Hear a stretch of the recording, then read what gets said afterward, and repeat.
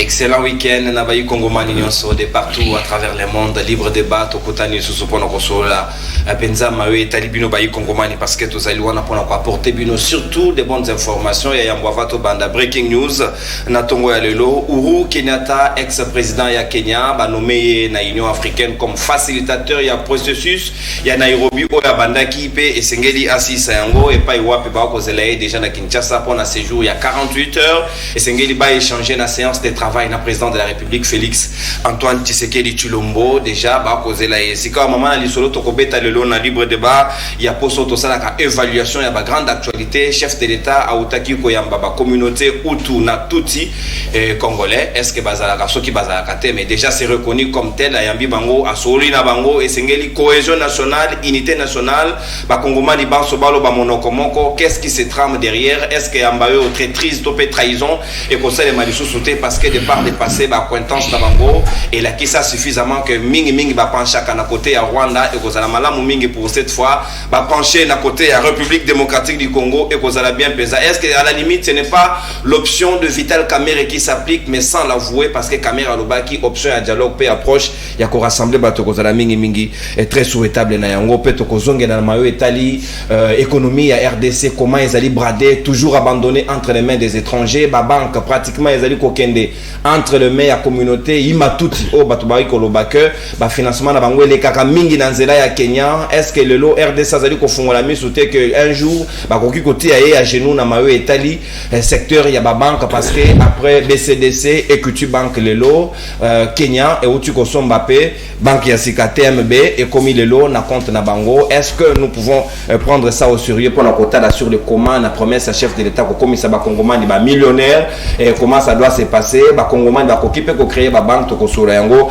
na ba kongomani o bazali au complet na libre débat ya poso le lot to ko zarobe na nombre ya 5 points pour apporter bino ba éclairage pe ba précision d'actualité na ngambo yi union sacrée to zali na mona mboka Alain Madilou porte-parole ya ville province ya Kinshasa ya parti politique INC ya Vital Kamerhe mwalimu na tondi botondi mona mboka pe boyi malamu na libre débat Alain Madilou. Ouais, merci ndeko nono na salimo mikolo belé makambo libota na pesi bandeko nyonso mbote na pesi peuple congolais azolanda biso mbote il fallait te préciser lokomoko na lobakangwa que banyama lidesu bayaka pona ko déstabiliser pouvoir obiso de zone pasi tokomi na période électorale namoni batu oyo bazara binemi ya république ya bon fonctionnement ya ba institution ba permettre ba nommer biso na tête à SNEL agronome na éviter soki ba zué pour allo na courant et bota na période de élection. Est-ce que courant allo na ngweza madeso? Non, c'est-à-dire au moins ils ont un domaine technique mususu beaucoup saka na ngote.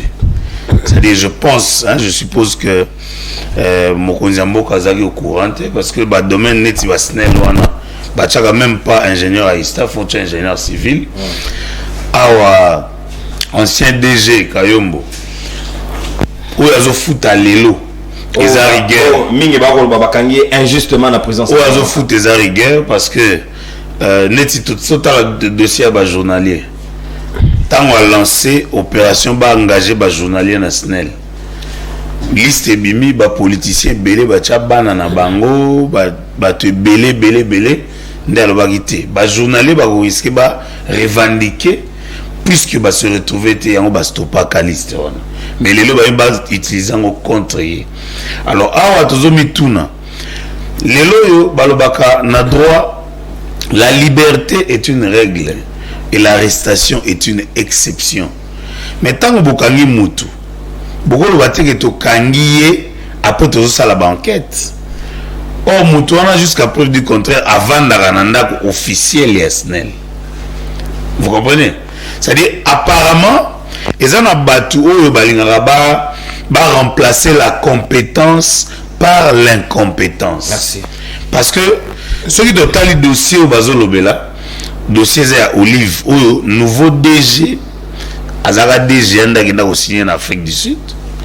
SNEL lelo et comme société commerciale où il génère ka ba recette et le monde a 7 millions et comme il a 37 millions. SNEL est comment vivre kaka na transport ya électricité ou bazolo ba société à Trad Power. Bazoka courant na Brazzaville, lokola transport SNEL na zanango. Quand on dit transport eza mutuka te. Eza ba câble ou eza ba benga ba câble nu. Et où taka Pointe Noire pour na kotekela ba minier. O facture to futaka awa et servaka na ba DPK. DDK pardon. Pour na fonctionnement na bango mais mbongo ya SNEL et utaka na ba mini c'est-à-dire awa toujours interpeller banyamalide o baya pona ko luka ko salisa chef ba erreur na ba nomination. Merci mon il faut que le baké bato bazara na compétence mingi te babundisaka mingi bato baza compétent. Merci Alain Madilou, porte-parole ville province à Kinshasa INC, il y a Vital Caméré, mon amboka il y a SID Ali Nabiso Longo, mon amboka Luc Malembe Nkuru. Bancourt ba komi balé la République démocratique du Congo.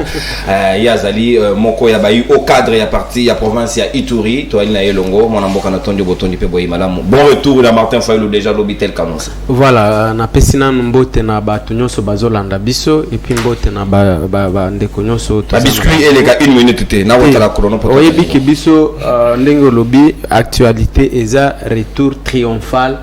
Il y a mwana mboka Martin Fayulu m'a dit commandant ya peuple congolais président élu oyo auti na tournée munene à sali na Amérique na Europe oyebi ke loi électorale ya sika et sali que même ba congolais à étranger ba ko voter mikolo yo donc mwana mboka président élu akendaki kokutana na ba congolais nyoso ya libanda ya États-Unis ya Canada ya Europe nyoso asali France Belgique asali Angleterre Allemagne nyoso isika ba congolais bazalaka parce que plan na biso ezaki oyebi toja déjà na majorité ya ba congolais na mboka oya libanda pe nyoso tozui régime oyo kozwa ta voix mon côté ezala libanda ezala na ta maman Martha a voté Félix na ko voter ndenge nini est-ce que maman Martha ngo combat Pat Etienne Sekedi asala ki ngo ya ba jouisseur maman Martha ko voter été alors donc ba kozwe loko mon côté alors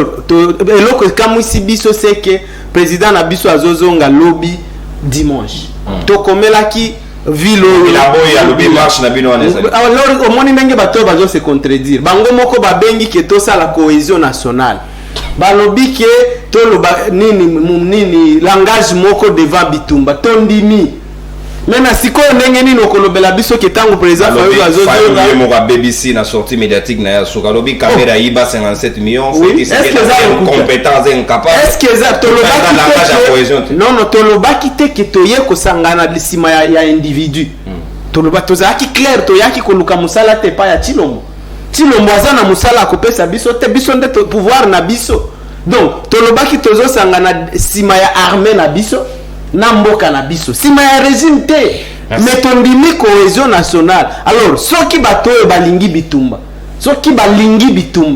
parce que ko simba Fayulu eza ko simba peuple congolais oya lingi bitumba amekalobi Fayulu azozonga na bengi ba ngobila azanani ngobila sa place en prison pour na dossier ayumbi est-ce que biso to senga président il a ko senga ngobila autorisation Ngobila Zanani. D'ailleurs, il ne s'agit pas d'autorisation. Voilà, nous on n'a pas demandé l'autorisation de Ngobila. Ngobila même c'est qui? On ne le connaît même pas celui-là. Donc, population Nabiso et Yandenge qui prévu dans l'aéroport massivement à 9h. On a comme Simba Fayulu à Simbi peuple congolais. Merci. On va y mettre fin. Merci. Merci beaucoup, mon amboka. Gouverneur, premier citoyen de la ville. Pas de commentaires. Les journalistes ne font pas de commentaires.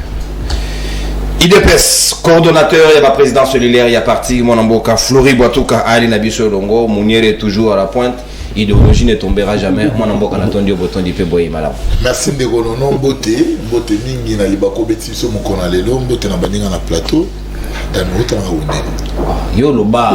Boté, Naïmo Konzamboka, réparateur des tombes, Boté secrétaire général. Augustin Kabou avait pas azali pe mbote na baninga nyonso ya collectif ya présence cellulaire ndeko nono zaki très important oyebi ke na IPEN toujours comprendre ezali une sorte ya milice to ezali ya ba scientifique eza na groupe mo bazobenga en génération Kassinga. Génération Kassinga c'est un groupe des assistants chefs de travaux baza ko se reconnaître na professeur Kassinga. Ils ont été nommés à l'époque où le prof azalaka recteur. Si vous avez un mouvement, ceux qui sont bien comité de gestion à CKI, ceux qui ils vont s'organiser, ils vont foutre au dehors. L'UPEN a une première. Ce qui nous étonne, l'UPEN a contracté une banque. Et ça autour de 1 800 000 900. Mais ça 7 ans. Non, nous avons 1 900 000. Et qui t'a raté. Si il faut bafouta. Or, pour bafouta, avec le nouveau comité de gestion, Luka qui va résilier le contrat. Banque africaine a mené bango dire à geler ba compte et puis a obligé bango tant baké na médiation banque centrale a obligé bango foutre 50% ba foutre 900 000 les nouveaux comités de gestion et puis les 900 000 autres ba ici bango faut pas foutre dans 3 mois. Mais quand même le comité fait un effort ya ko régler situation. Mais nous avons contracté tant le professeur Kassinga qui recteur. À 900 000 na idée de retourner à bâtiment. Mais allez à l'UPEN, vous trouverez des bâtiments inachevés. Ce qui est grave, Banda Pesibino Nyongwa Lobby n'a qu'à retenir à la source. Retenir à la source, c'est-à-dire que Banda va foutre à Minerval, n'a la bande au Kata. Bah, il y a un guichet freelance de la banque. Mais nouveau comité de gestion, bah, ça lui audite. Bah, kuti que bah, retenir à la source, soit la banque à Zoa, ça fait déjà 2 500 000. Mais curieusement, dans le livre, il y a Ipen na freelance, bah, ça il y a 1 900 000. Mais je pense que si on va salir et le coup là, professeur Kassinga a nourri l'ambition à recteur, comme il se prépare, il va maintenant utiliser ces jeunes gens. Bah, on la réunion à UPEN. Na IPEN, côté église Notre-Dame. Je ne vais pas encore citer l'adresse, mais c'est quand Bazaliana va la réunion, comment déstabiliser ce nouveau comité. Tous les Sabango, tous les attirer attention à Bakondi, voilà ce qui se passe à l'IPEN, c'est un complot. Mais éviter, vous êtes des scientifiques, vous avez la merci à individualité. Merci. Vous avez un scientifique Azali appelé vous à la neutre pour nous permettre la société évoluer. Merci. Et si on continuer à béla de non, n'a pas voulu savoir. Bisika on en a isra bokenaga. Ba réunion bango autour à 15h, 16h et talibino.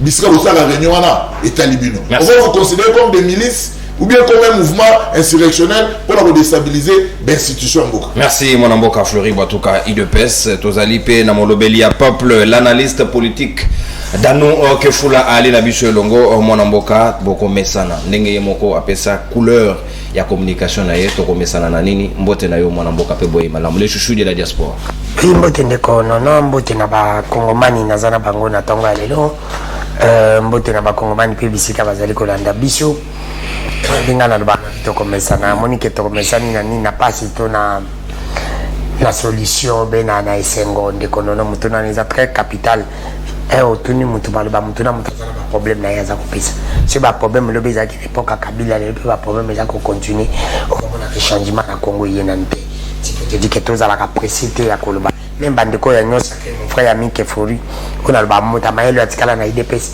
et pourquoi bazo benda ite na pouvoir pour zo kena suka oui, ma mandataire.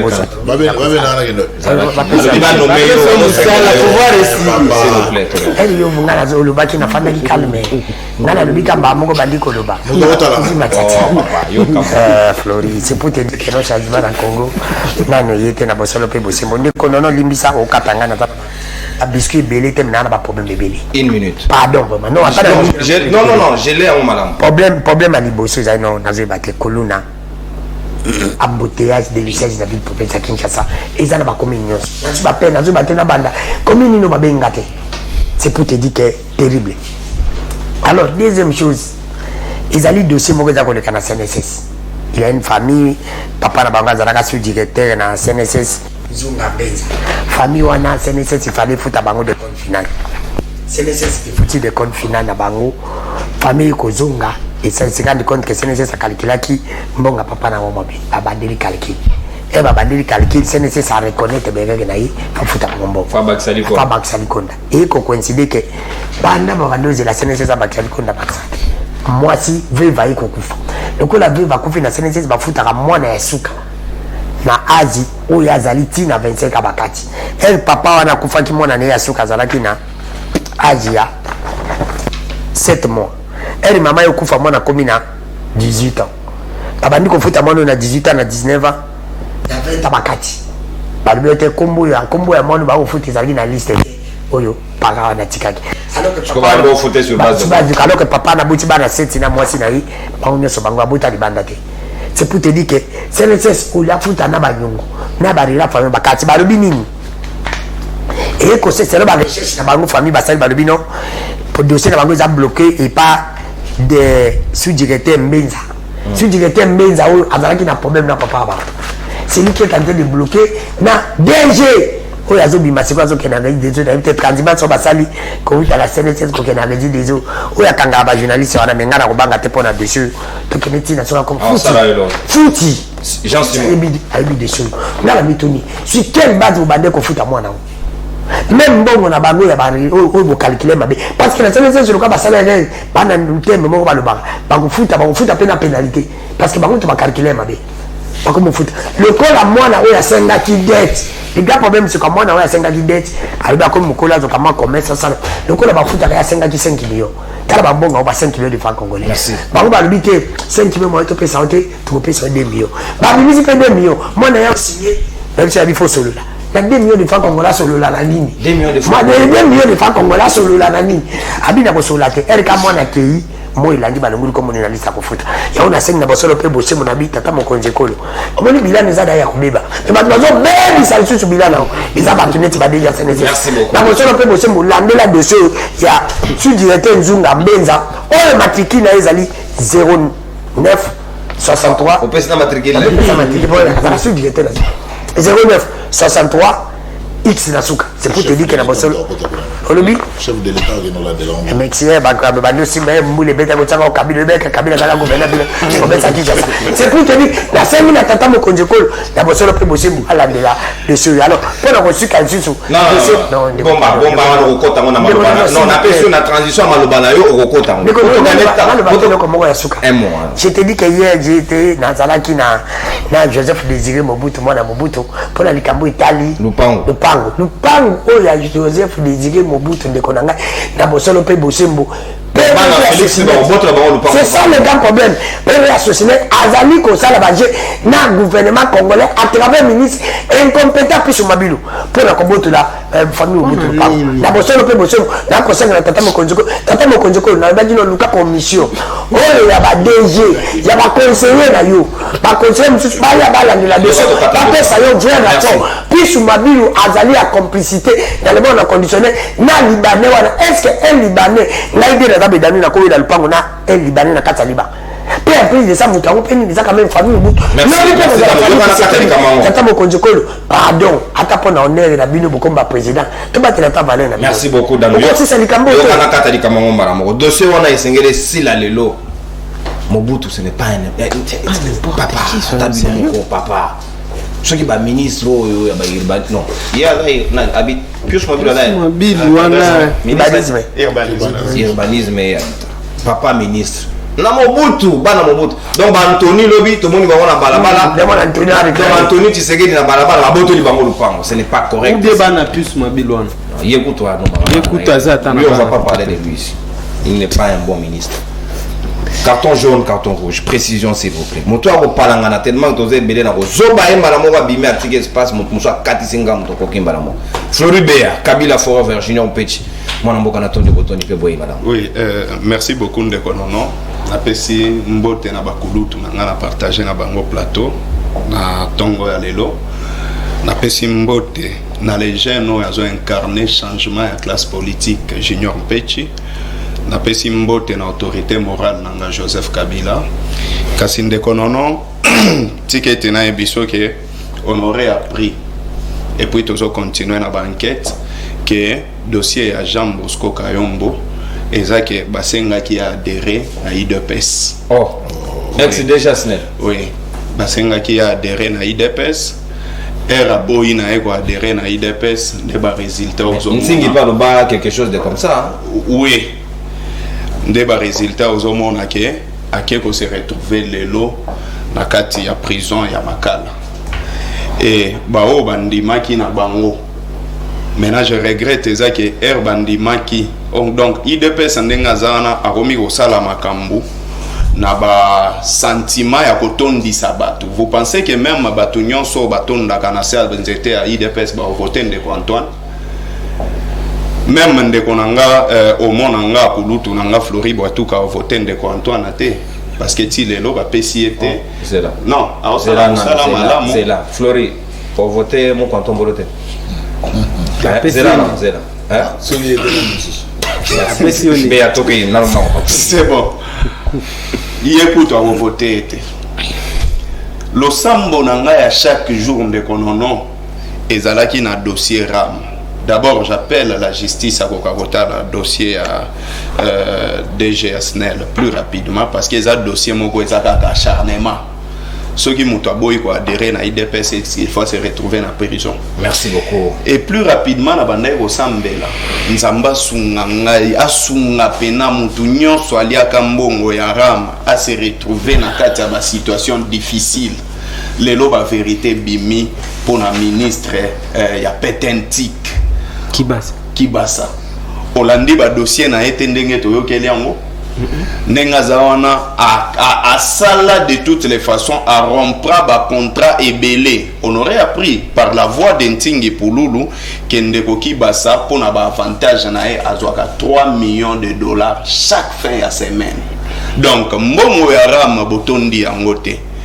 Bozolia binomoko bozo pesa ndeko Florinde au monange lokote mais bozo tindae aya koloba matin midi soir pour na défendre régime oyo ya ba incompétent et puis na suka ndeko nanga lobi ke non ndeko Antoine aza réparateur de tort. Comment est-ce que muto yé moko aza tort akoki ko réparer li sous tort? Merci Floribert. Merci beaucoup ndeko nono. Merci mwana mboka na tondi boto disika to fungola mama na likambonte ke ya libo de bana bisho mokolo lelo esengeli to sur la 5 minutes juste esengeli pas de débordement pour que tout se comprendre. On rebondir en 1 minute avec concision et précision et puis tout le qui est essentiel. Le chef de l'État lobby à Pessi Penza faveur per Yambi ba Utu na ba tuti congolais autour naie à prêcher unité nationale, cohésion nationale esengeli na ba congomani nyonso ba loba liloba moko. Est-ce que awa risque quand tes alliés réflexion sur le congomais musu barobi kala barube wawana ba mona ki bango tendance la ba RCD toujours vers pencher vers le Rwanda. Est-ce que pour cette fois na façon makambozo kendele nous ne serons pas surpris demain tout le monde ba ba la sous moto qu'on a malgré les bons efforts na bonne volonté chef de l'État ya ko 5 bango tourna et mon mboka Ale Madilou na ko fond la hostilité na yo 5 minutes pour na.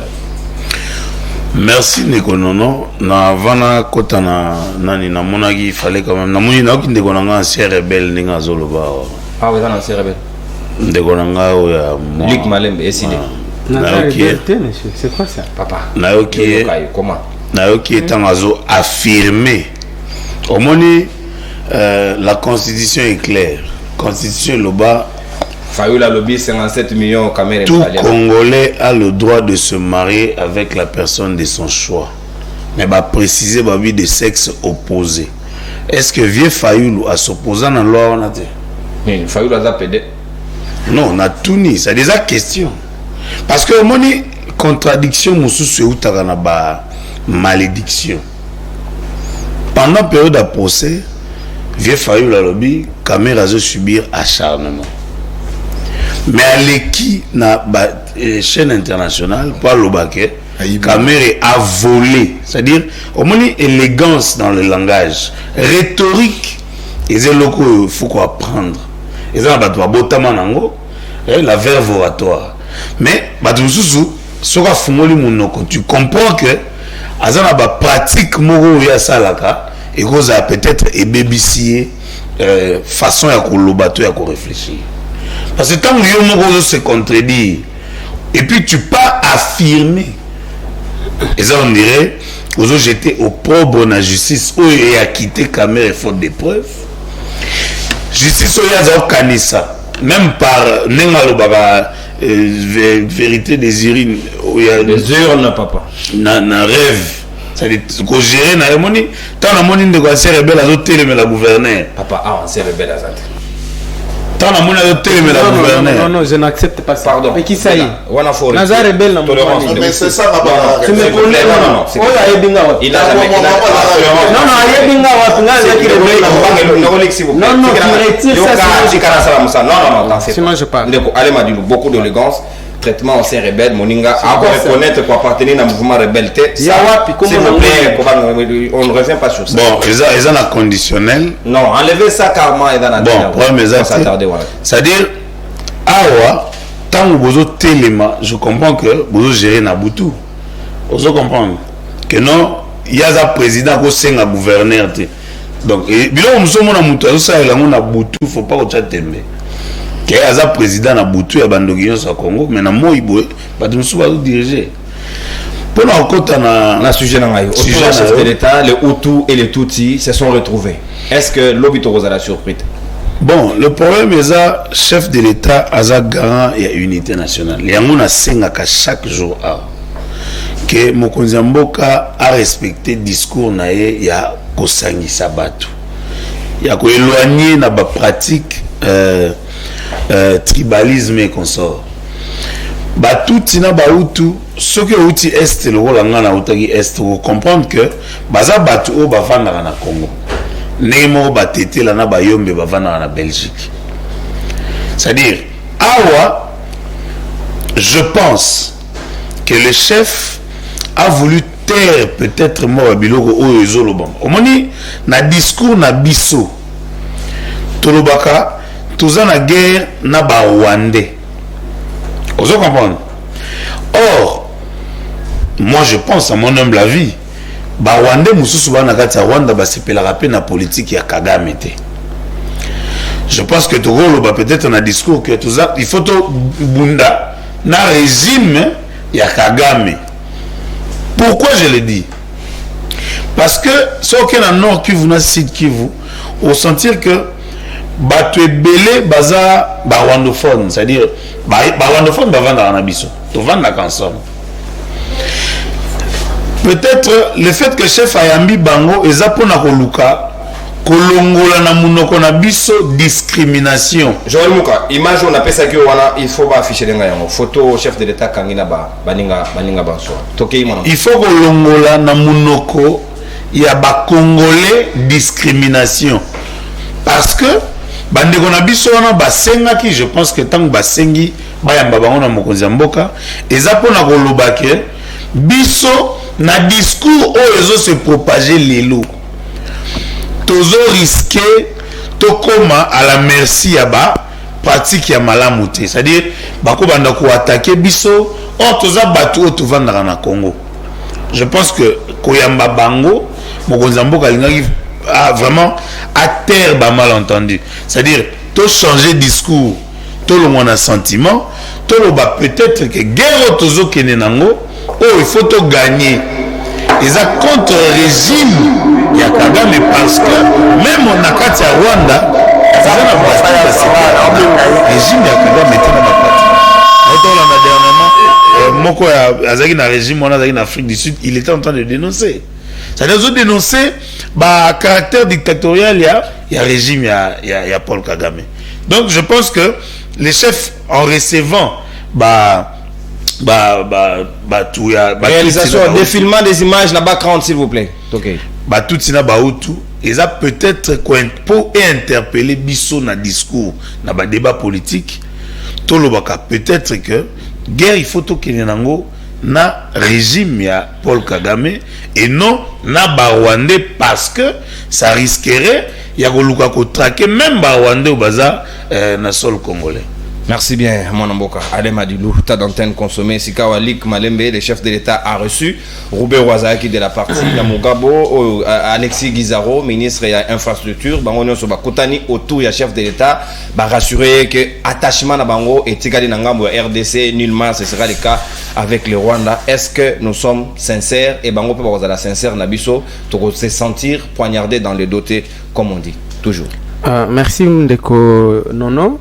Nga na monaki photo wana esika Ndeko Chilombo akutani na ba ndeko na ye ba Nyamurenge na ba soki banani ba Hutu na ba Tutsi. Voilà, nga na meki ko sala exercice ka mukeboy nazui na côté na ba compte Twitter ya bato ebele esika bato ya yambaki nyonso kokuta bazo soutenir M23. Vous comprendre? Nga natali na ba compte Twitter na bango yo poko sala exercice wana oké na ba compte ya bato wana okokuta ke ebele biloko bakomaka eza ko dénigrer armée na biso eza ya kolobaki armée na biso ezobuma bato soki na minembwe soki nini ba mususu eza kolobaki bazo soutenir M23 et gagner namoni ba mususu na photo oyo grand frère aza na Rwanda aza rwandais mais awa bayambie balobi aza congolais nani wana mais bazawa moi je vous dis na yep ko citer bakomba bazawa na balobi na leg ya James Kabare voilà mutu grand frère na ye aza Kigali afandi rwandais ndenge nini na libota moko yo oza grand frère nanga yo komi rwandais nga naza congolais bayaminga na présidence ya république ya Congo alors que asenga demande la nationalité na tomonaki donc voilà eloko régime oyo tant président Fayulu alobi ke régime oyo mutati yango na pouvoir eza Kagame bakomi kotilika alors que bango moko bazot pesa preuve chaque jour nini Tshilombo ayamba bayombe par exemple toza 450 tribus tolingi tomona oui yamba un parce que là c'est grave ndenge nini koyamba batumi balé tout d'abord nous on ne reconnaît même pas ces gens, tu les as eu où les autres na bato tia to yebi batwana ti to si to loba na mboko ke tribu o babenga kabanya murenge ezate na Congo nous on ne connaît pas ces gens c'est quoi leur langue c'est quoi leur entité chefferie na bango chaque territoire non disons chaque groupe ethnique parce que même la constitution l'article 10 de la constitution les gens baye baka kotanga te la constitution dit ceci est congolais d'origine tout individu ayant appartenu aux groupes ethniques. On ne dit pas tout individu qui était au Congo à 60. À partir de 30 juin 60. Voilà, balobi o mutunyo sazaki na non, o abzali qui appartenir na ba groupe ethnique na biso. Les Banyamurenge appartenaient en 60 à quel groupe ethnique? Personne ne peut nous répondre à ça. On ne sait pas lire nos propres textes. Tozaka kawana koko signé nini ba accord moko c'est bidon, ba accord diabolique contre Mboka na biso. Et quand on vous rappelle ça, non. Na yoki ndeko na ngawa. Ale madigo. Alobio nga nini Fayulu au moni tango biso toponi kokolanda ba leader exemplaire. Eza na bande ko mususu balandi ba miyibi. Oh. Po ba pesa bango ba mbongo mike. Bazo sala politique ya nzala. Il y a des leaders voleurs na pays. Mais Kamere est qui? 57 millions d'habitants eza wapi? Est-ce que zonga? La justice l'a quitté. Ah, quelle justice on connaît? Non, on connaît. Toyebi la justice na bino wana. Toyebi la justice na bino wana. Aïe papa, toi ça la musalama. Non, il a retiré ses propos. Et je ne reviens même pas. Il ne revient pas sur ça. Je ne reviens pas parce que c'est ridicule d'abord, il ne me connaît pas ce monsieur. Ngana muto toyebana te. Comment il va m'appeler rebelle? Amona kangawa. Je ne reviens même pas. Alors, je dis que nini na makambo ya libala ndeko Kamere akolo batati. Non seulement aiba mbongo aiba na mwasi ya bato.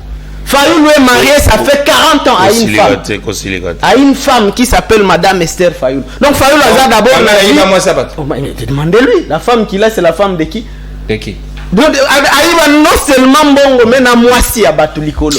Voilà les gens qui viennent dire qu'ils sont des leaders. Ceux qui ont monaki batubayaki na Goma, tangwake kuna ona biloko na yeo ceux qui a nini. Les gens sont venus voir le voleur de leur argent. Bayaki kota la liberté. Non, moi je suis de l'Est. Ils ont net na quartier. Ceux qui bababeli muyibi. Mais les gens accourent pour voir. Est-ce que bayaka kota la mutuba ya malam? Bazo à courir comme on a yibaki. Mbongo na bango tokene na élection caméra za la candidat s'il aura dit voilà là-bas. Tokende kuna qui peut voter celui-là? Non, ezana bato il faut pas fanda kimia. Ceux qui va lobby que oza voleur oiba non seulement mbongo mais na mwasi ya bato. Qu'est-ce que tu vas dire? Moi c'est wana za Fayulu aza marié légalement na mwasi moko depuis 40 ans. Azana vie exemplaire, vie conjugale à Fayulu na ba oyo bakolo bate. Nyoso ata mutu moko oyo mutu ya kepi oyo pouvoir réseau s'il a déjà esthétically ndeko nani ni quoi a rappeler à ketikali 400 jours bakonome yo journée pouvoir esili yo jalelo toute 5 ans esili banomaka pe yote est-ce que yo comme ninga Fayulu a pouvoir Le chef de l'État est dans l'erreur. Il y a qu'on réunit Baninga. En tout cas, voilà, c'est une preuve que eloko Fayulu a lobby de vérité. Moi, ce qui n'a pas Fayulu, c'est à cause de ça. C'est un homme à vérité. Ce qu'il faut que la vérité, que le bango, olinga te, osiliquetalio. Nous, on défend la vérité, on défend notre pays, on ne défend pas des individus. C'est que ça a opté politique, il y a que c'est Pelissa Moutou. Comment on peut y avoir boy? Et après, on est démobilisé d'abord les Congolais. Comment ça? Non, ça nous démobilise. Nous, on est mobilisé pour faire la guerre contre le Rwanda. Ozu banim nae. On y sort, ils ont M23 en cravate. Bateau yondengo zomona. Ba M23 en veste. Bango. Ayambi bango. Comment on va gagner encore? Merci. Donc, il y a un autre lobby boyé. On ne va pas gagner cette guerre na bateau yo. Régime yo, la première chose à faire, ceux qui te lingito gagner guerre yo, ils ont benga na régime yo, y a ba collabo. Beaucoup gagner guerre, testo qui bozana ba collabo, likolo, bende bazo kambabino. Tondima qui koya na inini na cohésion nationale. Tondimi yango. Mais to boy to za na ba collabo ya boy, biloko boy. Vraiment. Biloko boy. Ba congolais nso ba siliki, baza déçu. Ba comprendre que Fayulu azaki. Heureusement au moins ndenge Fayulu alobaki na TV5 mutate tilombo na pouvoir Kagame. T'as la preuve yango. Merci mon amboka Lik Malembe. On consomme exactement ta d'antenne à 5 minutes. N'a qu'aucun de autant, n'a qu'au Pessango Fleury Batuka UDPS. Beaucoup d'élégance, s'il vous plaît. En tout cas, je vous en conjure et je vous le recommande vivement. Beaucoup de tolérance et aux amala mon poto sada mosala qui toko débat ba Congo de balanda ba manola ba comprendre ce que nous voulons leur donner en termes d'analyse. Fleury Batuka, est-ce que unité au chef de l'État Zakoluka, peut-être on peut pas faire l'unité à tout le prix parfois avec des personnes hypocrites à la limite toko kokutana na déception. Est-ce que c'est une bonne ou mauvaise démarche? Merci de Konono. Avant de côté la question na yo, nazo pe sa bonne nouvelle. Bonne nouvelle est sous évité, dans le mois d'octobre, 2200 médecins ont été ajoutés dans tout des risques. Très bien. Et 5000. Papa, il ne parle pas de lui, il parle de l'intérêt général. 5000 pro santé, c'est-à-dire infirmiers, administratifs, intendants, nous sommes dans le service de la santé, ont été repris sur la liste et il y a des primes dans le traitement de base. Ce sont des prouesses, il y a l'État, il faut qu'on les dise et ça les mate. Pendant les 18 ans, pour s'abouer, il y a intégré dans la liste des primes et ça les maté. Au total, ça nous fait aujourd'hui 9200 médecins qui ont été primés. Bien que, ça qu'on réclamait dans nous, il y a bibo et silité parce qu'ils pensent que transport, allocation, il y a logement, bâti en beauté. Ndekonono, naïkoibisa, nandekonanga doyi. Au mon IDG à Snell, il m'a reçu dans son bureau, dans son cabinet. L'ancien ou le nouveau? Kayomo, okay. Il m'a reçu dans son cabinet. Naloba le vérité. Azan a chargé de communication na yemo comme na bob mbombo lona. Ba chargé qui ngai na facilité ba mo rencontre na secrétaire général du Sénégal. Faut pas passer à la télé dire de n'importe quoi. J'ai même des photos. Et lorsque j'ai posé les problèmes par le secrétaire général, a rejeté catégoriquement. Non, ayo kyote. Je vous dis, il a rejeté ça catégoriquement. Nathan le chargé à communication, il y a le directeur général Kayombo. Il m'a même reçu. Il m'a même reçu et pas na cabine na Isoki. Je te dis, ils ont fait des démarches, mais passer ici à la télévision, lui, et dans d'autres angles, sans aucune intendance, dans la cellule, il y a IDPS intendance. Il y a eu, bon, moi proche, qui est allé solliciter à ce que, même pas côté même dans la cellule où il y a IDPS, et cette démarche n'a pas reçu. Mais passer à la télé, parler de n'importe quoi, quand on n'est pas informé, c'est regrettable. Non. Luc, politique et les ninango zalaka histoire. On s'invite pas na politique kakapo. Je sais pas comment. Il faut y avoir histoire en boka pour y avoir poser analyse na yo et puis il va faire un diagnostic sur une question. A évoqué article 10. Moi, j'ai mon grand frère qui est français. Sur la nationalité. Moi, j'ai mon grand frère qui est français. J'ai mon grand frère qui est anglais. Ouais. À 5 ans nationalité. À votre rappel qu'on a. À 5 ans nationalité individuelle. Si vous trouvez l'article 10. Oui, lisons. C'est important. Lisons l'article 10. Ouais. Parce que, il ne faut pas tromper les gens. L'article 10, c'est le mieux. La nationalité congolaise est une et exclusive. Elle ne peut être détenue concurremment avec une autre. Voilà. Non. La nationalité congolaise est soit d'origine, soit d'acquisition individuelle. Et congolais d'origine, toute personne appartenant au groupe ethnique dont les personnes et les territoires constituaient ce qui est devenu le Congo. On a déjà exclu des gens. Non. Balobi, les groupes ethniques dont les personnes, bateau, bafanda na mabele wana, otokomaka Congo n'importe. Il faut lire ça. Et puis, balobi, mais ce sont les personnes constituant cette ethnie, non? C'est pas ça. C'est pas ça la nuance. Mais quand c'est KO. C'est quoi leur ethnie? Ethnie n'a pas l'histoire. Les Tutsis, na ba Hutu, ils sont arrivés qu'on a n'engini. Parce que avant 1885, il n'y avait pas de frontières. Bazali Batoumo, quand ils ont été au Kabolana, 1985, tous se retrouvaient dans Bazombo, au Baranangola, dans Congo central. Non, et ils ne sont pas venus. Je vous dis ceci. Selon le professeur Ndaïwen, ils étaient au moment après la Première Guerre mondiale. Non, je vais m'expliquer. Non. Tant que tu salis Bakati frontière, au Etikali, est-ce que vous dites que tu es dans la région Rwanda ou Burundi?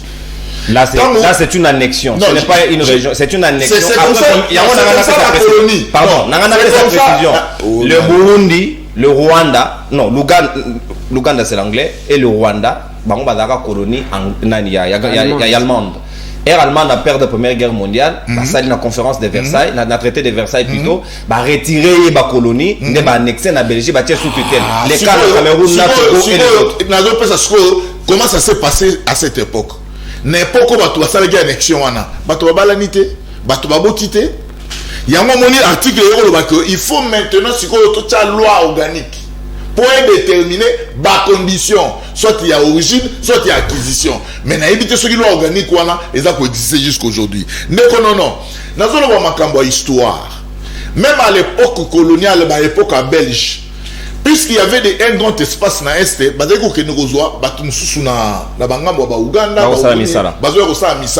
mais pendant cette période, est-ce que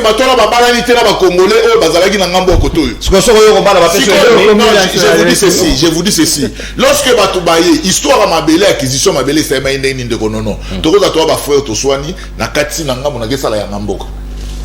vous comprenez? C'est-à-dire les gens ont cohabité il y a un moment donné.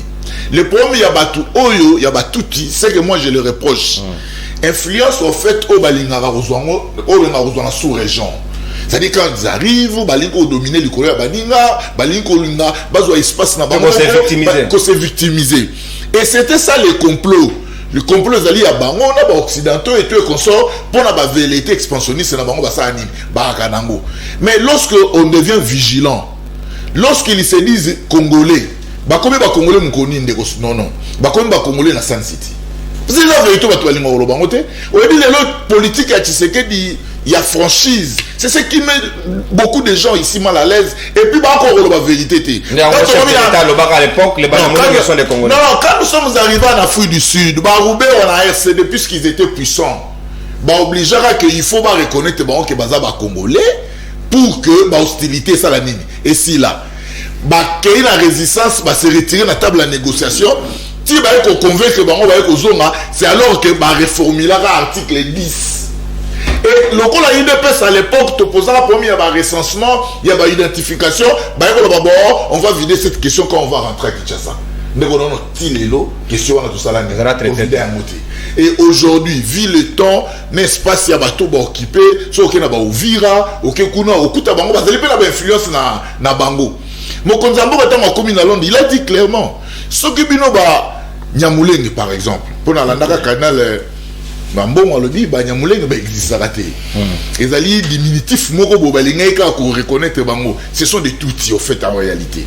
Abiso ko lobi ke boza ba congolais mais bosala musala oyo la patriotisme bosala musala pour le compte ya Congo. Et il a même dit que même na guerre parmi les militaires il y a aussi des tutsi qui sont parce que Obama avait aussi des souches kenyanes, mais nullement Toyoka doit revendiquer Kenya.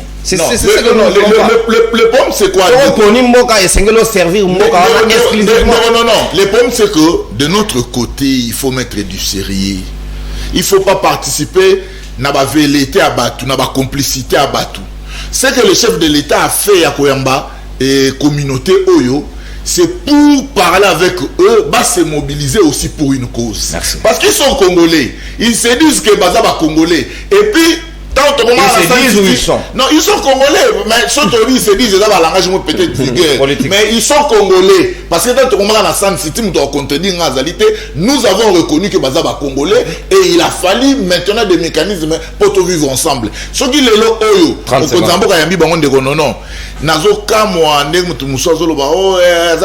mais ça c'est fait.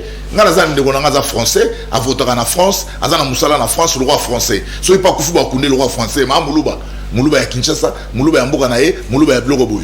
Na niko lo babonde ko non. Et lo ko vendre saramboka ya ba texte. Exact. Ça dit tout ça na ba texte. Au moment par exemple le roi Tchana za roloba. Tchana le bien non. Et les pères et des mères. Pour sécuriser les fils de la présidence. Ça dit il est impossible aujourd'hui de vivre biso moko ndeko non. C'est impossible. To balana to botana na ba nyoso baza et puis to mboka moko na frontière. Normalement il fallait qu'il ba loi na biso. To renforcer yango. Et à la makasi et puis bisomoko ba congolais ba responsable to mettre loi en application. Merci. La grande difficulté c'est que quand on devient responsable d'une institution, ça dit pour l'application à loi SNI. Et ceux qui ont des intentions sur nous, bah ça pour profiter na ba bilo pour ba kosani, ba kota ba influence sur nous. Merci. Je pense que c'est une communauté qui vit ici, qui est ici, qui est reconnue ici et bah ça peut na droit, il y a cocotte na mobilisation pour que M23 a constitué ennemi d'ensemble tout Bénin. Merci beaucoup Mwanamboka Flori Boatouka Sikawa Danouke Fula Maloba Ongambo Wayo. Le chef de l'État fait ce qu'il peut, mais Bakongomani ba na lisu Nicolo à lisu parce que mon tawo dribbler mon toile c'était pas d'interdiction, vous ne traitez pas telle matière. Non, on va traiter parce que les gens ont besoin de la bonne information. Danouke Fula, on va tout traiter sans interdiction ni restriction. Mais to finga motote. On va seulement disposer la bonne information pour que éveil patriotique, paix conscience et zanamito abayi Congomani. C'est tout ce que nous pouvons donner. Tout ça, milliards européens, c'est pas Congomanité. Dans nous que faut la 5 minutes et pas inayo. Le outre et le tout autour, il y a chef de l'État. Bah, j'irai sincérité. On ne sait pas pour cette fois ce que vous allez à Malamoto et à Mabé, mais nous devons prôner l'unité, la cohésion nationale. La preuve est là. Fayet Tshisekedi en fait un pas. Bonne ou de mauvaise démarche. Comme d'habitude. Abeti ninga bawai na mesenga na bawai na hii bona guys ali maman natal jibidi ya mfanya ya nini ko Flori ce n'est pas nous les Congolais qui ont reconnu que Bakou na batu qui dit bazamba Congolais, c'est vous les politiques. Ils sont qui? Tolérance des Rwandais point pour reconnaître pour que les pour l'intérêt na bino ce n'est pas peuple moli ko bisanga te ke bakombo e ba re ça va comment Congolais banani bakomoni yo makambo cholo bato uchungana tuzotambola pona mamashi osomona na Claude Zunga buko nani comment ça s'appelle nani comment on azaka sasa yebisanga bakongole ba utongawa ba marché raté yebisanga ata boutique ils ont le poste sans marche ata boutique nini oyo ni nani comment ça s'appelle Gizaro zana na Congo na ba mbongo bazwa eba tabara bo place bazali même ça va na batanga tawa c'est n'importe quoi bino pour les même ça la débozara bino le cas pour l'intérêt la bino de couture tu viens au plateau tu veux pas non de conflori c'est quoi ça même ça na depuis de couture comme président même ça na terre moko ya sali pour nous sur mon pas de kabala azamuto yo fait malamu no polo baratin te malamu ni pona ngeza gratuité natangi on zamana même ça na règle moko on de couture masali ngana même ça ta kabila 18 ans élection mabe ça na 2018 bota de couture mon président et de couture mozani nganda comment on pour le ministre aka malamu il a ta salata beti Bakou on va keza malamu Bakou les a chance oh bien vu que Bakou les a chance Pour bien sur la salle, c'est quoi ça? Même la Bible dit que le travail qui a été fait par l'homme a été toujours 8 ou 9% sur 10. Mais la Bible, elle continue à me dire parfait. Parfois, on peut dire que la Bible, tout le monde a été. La Bible, quand on a matin, mais on continue à faire la bâtisse à 0. Marco a bougé. Marco a bougé. On les a mis dans sacré. Il y a eu des pèses. N'importe quoi de conflori. Mais quel a côté de ce de conflori? N'a pas besoin de le battre. Flori est très élégant en tout cas. Non, c'est une personne très élégant. Quand il parlait, j'étais calme. Très bien. Il est conflori. On est beaucoup mis à Bissau. Macabasnel. N'a pas besoin de le bangoter. Oh, écoutez la DG. Dans autres noms, Ndeko Flori, c'est lui qui a détruit ce pays. Bila a Kabila comme Alelo. Et j'ai déjà signé dans les. Non, mais on est technicien pour battre à Grenoble. Le Kabango somi bali banda Kabila à Sala. Tout ça Bila Kabila. Pas au décret Bila Kabila. Mais Kabila n'était plus au pouvoir. Ni les Sala qui bino. Motika déjà s'est mis à Sala 3 ans. Parce que Mitali Bosso, on n'était pas. Tu vois Flori, yo les ça va tout transhumance. Yo même na IDPS. Mais c'est ça tu l'as dit ici non. Dans le big pour Non,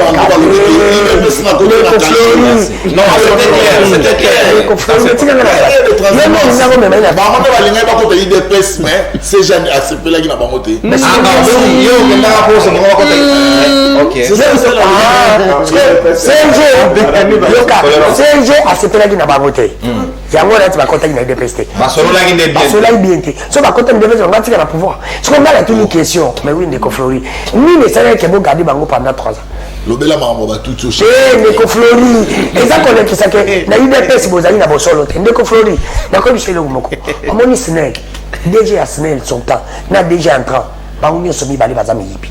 Merci. Zong la base. C'est DG. Oh, on a même la bio. Et Fundi le qui dit que DG azaki DG ya. Bon commission DG pas solo na IDPS. C'est ça le nom du truc. Malgré agronomie là, le matingue là. Agronome. Oh, monsieur Kalem azaki technicien. On ne peut pas prendre une entreprise déjà trop technique. Bon, tu es agronome. Babori, c'est Badimi pour hospital. Tu as un problème même agronome. On va battre. Tu Ndeko Flori. Yebisangai soki ngana lo sana ngana za tutile yo za djwe na ngai soki ngana ko yiba yo mona clarté la première chose si tu es vraiment honnête tu vas faire quoi la première chose à ne pas démissionner pourquoi le DG oh ya maintenant DG za qui DG a démissionné qui fait mazo yiba ni dénoncer à l'époque on a été ça ni le président le kizi biso ngai na on dit que il ne peut pas ngana côté la Kayumbu pour on essaie ko kango kangi za na bosolote bah on libérer. Et l'axe déjà qu'on voulait le faire adhérer, c'est pas ça. La question mon nom de Flori, t'as le quoi bien oui. Pas ouais. Chef de l'État dans le. Et bandakala n'époque à Kabila, mais ngala nzongo n'époque à Ndeko Chilombo. C'est pour te Ndeko Chilombo na kura au Kabila kuta kimaba à BBC. C'est pour te dire que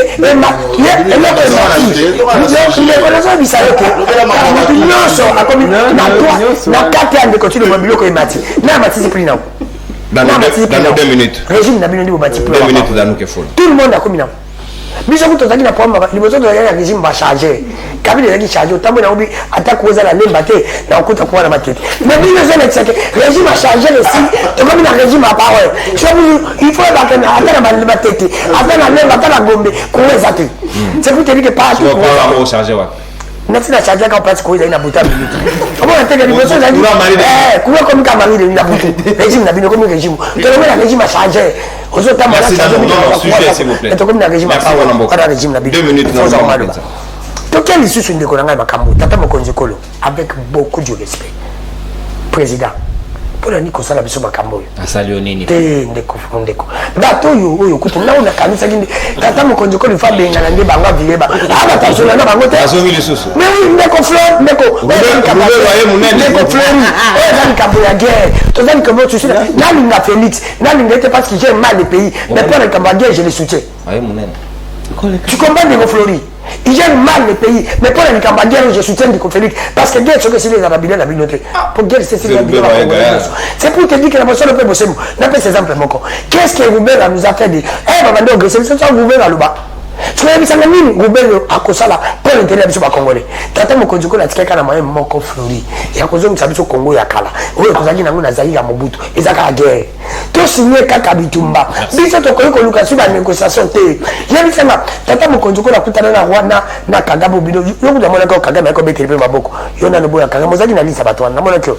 bino kutu babato bakongole ovito tufoto telema bometela Kagame maboko bino boba patriote mais basolo pe bosse mondeko na ngai est-ce que Flori vraiment otali caméra na conscience na yo oyo tata mokonzi asala salima na pour la ye moko en tant que congolais azo réunir bato cohésion nationale réunir bato non dans le but réunir bato ba congolais pas bato c'est ça ce sont pas des congolais donc on sur la message mais ces gens ne sont pas des congolais je le dis ce sont pas des congolais on sait qui va déclarer pour la capitale du Congo on sait qui place mon machin il y a ça va avoir sur ma machin n'a pas toujours à bagage bon machin tous ces gens ici autre bien ça derrière la Kabila mais pourquoi le suis continue à faire la même au Kabila Salaki nous continue mazali Kabila bis azali Kabila miniature azo sala ka bega ko Kabila Salaki pourquoi si Kabila ayambaki bango yebi va yamba bango c'est Kabila solaki na bango il faut que tu n'attaques Kabila botu na o sola na bato o suka na wapi pourquoi on peut ça qui solution te Kabila ko biso tala bazala kabu parce que ces gens ils sont comment ata osena bango nyonso bango pona bango ezali Rwanda ndeko na ngai bango bentele na bango ezali kaka Rwanda soki bayo wana bayo kiso bino boyo bolobi na ba idée ba proposer kuna Kagame kala to sola to sala c'est pour te dire que bazali baton de Flori biso tata mokonzi ko merci dans nos Kefola merci acha ba sola na ba condition malamu asenga bolimi c'est na peuple congolais que elle bino bozali na idée pese bando la kamuniere bando ko sa ba congolais bozali unité Kabila benga na 2012 bozali kite bosala ki mabe maintenant to sanga biso merci asomba minduki apesa basoda bakwaya ko bitumbesi la laissez de parler s'il vous plaît comment de Flori lokola M23 va soutenir par Rwanda biso faut tout ça la guerre contre M23 tout ça la guerre contre Rwanda il faut attaquer Rwanda na kati ya Kigali ba ko comme une possibilité ko alimenter M23 on comment na kosa nini ekosila so vite montrer ta territoire na bango tebisi bango so ki botiki bango bali palo ngana bunagana biso vite tiki ou bien nous allons continuer par négocier la force oui so vite za faible ba ko kabiso te mais so vite comme kati to ko biko merci dans nos s'il vous plaît merci dans nous Kefola s'il vous plaît au consommer ta antenne avec débordement de 10 secondes de plus, c'est pas grave. Merci. À retirer. On va Congoman. Si vous débordez pour le compte du pays, je ne vois pas d'infraction dans ça. Floribert, Maloba Ongambo Wayo, la démarche du chef de l'État, la cohésion nationale, mais Baninga Bako douter, mais ok. On n'est pas séparatiste, mais au moins on veut des gens corrects et juste droits dans le bot. Si on dit Congo, on pense réellement Congo. Et non Congo, mais moi mon kill. Oui, non, merci. Je pense que vérité bibi na plateau na. Oh, vérité. Oezola qui ça noir sur blanc que ndeko Jean Bosco Kayombo arrestation na ye eza acharnement organisé par les gens de l'IDPS. Oyo eza lettre. Il y a trad power. Oyo bazo accusé na complicité na DGA nini. Wana komaki lettre en flou boy. Ogotanga ndeko non on a fait sur la lunette ça. Évoluer. OK. C'est ça. En fait, il faut qu'on m'y tourne. Par quel mécanisme facilitation Yandeko Jean Bosco Kayombo, il fallait seulement na Kabuya. Et par la médiation de Dem Kodjon de Flori Bato. Ouais. Où est la deuxième lettre? Kaka trade power. Akomaki po e ba. Il faut arrêter le rebondissement, on n'est pas sur ça. Nani apporta qui est plainte. Mais tout le monde qui est plainte, c'est là qui snell de thème ou apporta qui est à IDPS. Alors, naye ndeko Flora lobi que non, mutapé sa bango nationalité, et ça Joseph Kabila na San City. Ouais. Mais ce qu'il doit reconnaître, c'est ça. UDPS, attends Kabila, la nationalité, oui. L'alliance ami nyonso ezomaki na San City. Il n'y avait pas que Kabila, bango so bataki représenter. Je vais évoluer, mais est-ce qu'il y a une alliance pour le dialogue intercongolais? Oui, ça là qui de sorte que Valentin Moubaki a ça là 2 ans na Rwanda. Alliance wana basala. Mabisele le oya conseiller chef d'État. Basalaka yango nanani. Moi, je pense qu'il faut qu'on ait la télévision dire la vérité aux Congolais. Parce que communiquer, c'est donner la lumière dans les bisika ba Congolais bazo comprendre. Je pense qu'il y a une tour il y a Malokba à expliquer biso objectif il y a alliance au Bosalaki pour un dialogue intercongolais. Et puis Koko Sazolo Banini bango ba réclamaki sur nationalité ba obi to résoudre situation wana air to zonga na mboka eza lukuta.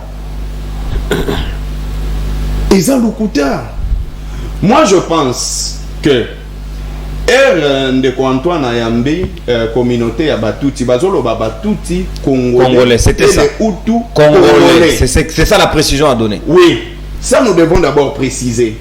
Ici, il se pose un problème. Le problème c'est quoi? Langage nabiso ba congolais ezalaka mal compris. Pourquoi? Parce que tout Congolais, je l'ai toujours dit, par l'amour de son pays, Akolingaka jamais qu'au perdre même un centimètre Yamabele naïe. Maintenant, il se pose que mauvaise foi diabolique ya Kagame ne salaka de sorte que population congolaise et ça prendre na bandeko oyo baza Batuti na ba Hutu congolais. Vous allez reconnaître Marambosa Innocent. J'ai dit, vous allez les remarquer que Mikolo Uti Koleka Awa na Yesu Nijibu na Bandal bandeko oyo ya force du progrès ya IDPS bakendaki na Yesu Nijibu wana que il y a des Congolais bazo se cacher Awa avec des machettes. Il y a des toutes. Oui, mais oubliez que nous avons une communauté de Tutsi, de Congolais et de Hutu Congolais que M. Antoine a réussi. Mais il ne faut pas oublier, Alobia Zana Bandeko Naye, Ozana grand frère Nayo français, Ozana grand frère Nayo allemand ou Nene Boye. Est-ce que grand frère Nayo a changé la race? A comment Longi Yaba français? A Tigaraga Longi Yaba Congolais. De la même manière que Bandeko Oyoba Hutu Congolais na Batuti Rwandais bako changeaka jamais race na po baboti kalagaka na po ya ba Rwandais. Ça des nuances moi. Et ça veut dire quoi? Hutu Congolais, Tutsi Rwandais. Non, Hutu Congolais eza l'abscisse na Tutsi Congolais parce que eza communauté. O eza reconnu par le chef de l'État ou par la loi. Par la loi, ils sont reconnus par la loi. Il faut aussi les aider. C'est ça, on comprend les dimensions à question là. Justement, ouais. Ils sont reconnus par la loi. Et ils méritent la sécurité. Par le chef de l'État. Oui, merci beaucoup. Maintenant, ils méritent une protection. Pourquoi est-ce qu'ils méritent une protection? De la part de qui? Hein? Est-ce que les Congolais, naïveté, quand vous dites protection, est-ce qu'ils sont marginalisés? Est-ce que c'est là où je viens. N'appelle si exemple ya oyo salemaki na Yesu Nijibu. Bandeko oyo ya IDPS. Bakendaki na ba machete côté ya Yesu Nijibu ba obike non ba Rwandais baza awa. Mais toza toujours IDPS se reconnaîtra bangote papa. Est-ce que IDPS se reconnaîtra batu papa? IDPS a signé accord Yemoko awangani babenga Vital Kamerhe coach ba wangana ye. Kabuya abenga Joseph Kabila l'homme le plus intelligent. IDPS a wangana ye après. IDPS a reconnaîtra Gabatu ndeko non. Pourquoi est-ce qu'il faut tout quitter? IDPS a za malédiction pour na mboka na biso. Et puis je pense que tu 2023 IDPS a disparaître. Tozalaka na piège moko. Ça nous devons le reconnaître. Sur le plan communauté internationale. Et piège biso na ndenge nini. Pour pas balkaniser mboka na biso bien. Ezalaka à partir ya minorité. Oyo baza Batuti Congolais na ba Hutu Congolais kizenga pona kombwana ya ba Rwandais zozonga à tout moment. Mingi baza ba Hutu kuna eza problème. Oui, on comprend. Sur le plan origine baza na ba nini na bango oyo baza sur le plan ya mabele oyo neti mutu nyonso aza na droit na ye baza ba Rwandais. Mais bazwa nationalité na biso. On ne sait pas, peut-être par acquisition de droit ou bien nationalité. Et là, parce qu'au regard de l'article 10, on ne dit pas collectif, on dit individuel. Est-ce que non, mais je dis ici, Nabatou Bayambi, par exemple, on peut parler de Azaria Souroubé. Maman m'a rappelé peur d'Azawa. Non, mon était. Oh, à moi, si. La photo, tu as défilé vidéo. Ce qu'il faut reconnaître, d'abord, Azaria Souroubé, Azara qui vice-président. RDC. RDC. Et vous connaissez Nassan City influence Nini. Etienne Tshisekedi a joué qui? Ça nous connaissons. Mais maintenant, au lieu de tomber dans le piège de la communauté internationale, au oyo balobaka à tout moment baakizaka bacongolais ke bamarginalizaka bacommunauté wana na sol na biso po soki tokomi na point wana et qu'ils se sentent marginalisés recourir toujours na bacommunauté internationale po bakatela bango parti à sol. Maintenant je me demande, est-ce que la solution se prendre des photos ou recevoir la communauté deux communautés wana? Ça je me demande. C'est ce qui fait fait. Oui, mais je pense que la solution ici, la solution ici, nga mutu nazui ba minute amike hein. Une minute. Ce qui de solution ya malamu awa. Moi je pense que il faut qu'on rompe ma relation diplomatique na Rwanda. Et loko wana nous ça limite tisikoyo. Il faut rompre ma relation diplomatique. Il faut ta mutualisation et armée. Naba Uganda. Ce qui tokati mutualisation et armée na Uganda. Tokangi ba frontière Rwanda, Burundi na Uganda. C'est en ce moment-là c'est que tokoki ko contrôler mboka na biso na ndenge ya malamu. Mais au moment où nous parlons, ba Ougandais bazwa position ya ko soutenir ba M23. Au même moment frontière ya biso na ba Ougandais na minute sous mutualisation, c'est-à-dire que ça au fond. Et comme ça a refungwa, les dangers c'est que Batouana baza ressourcé par ba émissaire au baza na Ouganda pe baza na Rwanda. Merci Flo. Et c'est comme ça. Ce n'est pas la solution, ce n'est pas seulement recevoir ma communauté. Moi je pense que pour recevoir bango et ça parce que si les lots bazaka kana bilongi ya bandeko ya ba Rwandais et puis les lots yebi que non non, je ne juge pas, je dis que même yo so changer nationalité ou changer longité. Pour changer longité. Merci. Et Batouana, à chaque fois, je voulais dire au Katingana fil d'idée, je voulais dire ceci. Batouana comme Bazaka Kabongo, même les losoko moninde comme Bazaka en a forme moko yaba nilotique, sogazo tambo la boé, awa et comment maintenant un problème. Pourquoi? Parce que il faut bien préciser que guerre nabiso tozanango eza contre régime ya Kagame et non le Rwandais. Toujours mal intentionné, mais on n'a pas une guerre avec le peuple rwandais. Parce qu'aujourd'hui, nous avons des Congolais aussi. Au bazo vivre na kati ya mingi ba politicien na biso ba bala kuna. Y a pas de problème. Na ba OP bazo vivre na nini na merci. Y a pas de problème. C'est ça. Parce que bana ba politicien na biso mingi 150 Congolais, 50 Rwandais. Basé belé penza. Belé. Na habité basi yango. Basi yango bazala na Rwanda au bango basepela. Et bon, on va bon botanga na bon bala ba ngote pour. Ce n'est qu'une question. Magaboyo. Débat continue dans le couloir. Vous-même poursuivez et puis bisotoko kende muke na soka libre de banabiso 4 minutes chacun et sengeli bo respecter en malamu.